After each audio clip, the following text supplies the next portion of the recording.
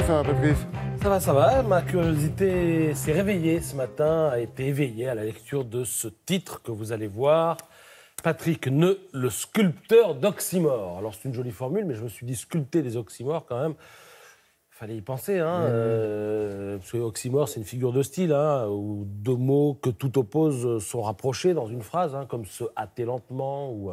Ouais. Enfin bon, voilà, Patrick Neu, sculpteur d'oxymore. Alors je me suis renseigné. Patrick Neu est un sculpteur lorrain. Il expose jusqu'au 19 mars à l'abbaye de Maubuisson. C'est dans le Val d'Oise, donc au nord-ouest de Paris.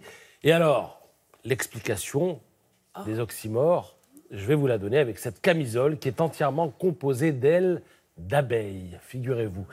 L'artiste a patiemment collecté ces ailes d'abeilles sur des insectes morts. D'accord. Les a collées Ça rassure. les unes aux autres avec du vernis à ongles et le vêtement évoque, comment dire, Je sais pas. une mue, il résonne comme un fascinant oxymore alliant l'enfermement et le rêve mystique d'un envol. Voilà, on la tient, l'explication de l'oxymore. En tout cas, c'est étonnant et c'est à voir à l'abbaye de Maubuisson et sinon à lire dans La Croix ce matin. C'est simplement beau, donc ça Oui, mérite c'est d'être joli, vu. c'est ça. Très joli.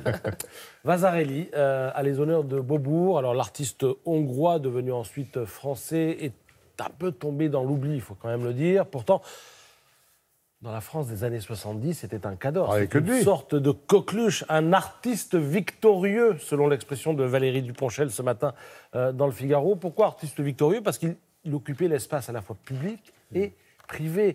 Il y a une de ses fresques qui est à la gare Montparnasse. Il y a des œuvres murales chez les particuliers fortunés. C'est lui qui les a faites. Jusque dans certaines stations de ski. Oui, exact. Et j'ajouterais que c'était presque...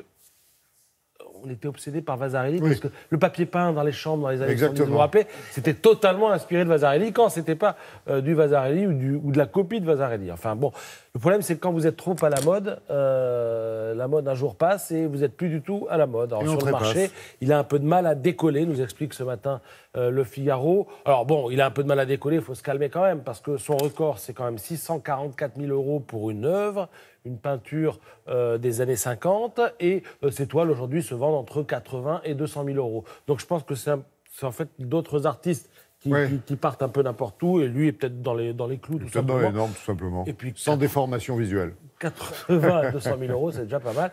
Alors, des œuvres, il a fait des installations murales dans la Deutsche Bank, notamment. Ça, c'est le troisième en partant de la gauche. Il a fait des sculptures en aluminium. Et puis alors, ce qu'on sait peut-être moins, c'est que le logo de Renault, enfin l'actuel, c'est lui, parce que le losange a toujours existé chez Renault, mais en 1972, Vasarely et son fils l'ont, on va dire, ripolliné, et ça a donné ce logo qui est toujours en vigueur. Peut-être qu'il peindra un jour sur les portes de prison. Qui sait, après les capots de voiture. Merci, Patrice.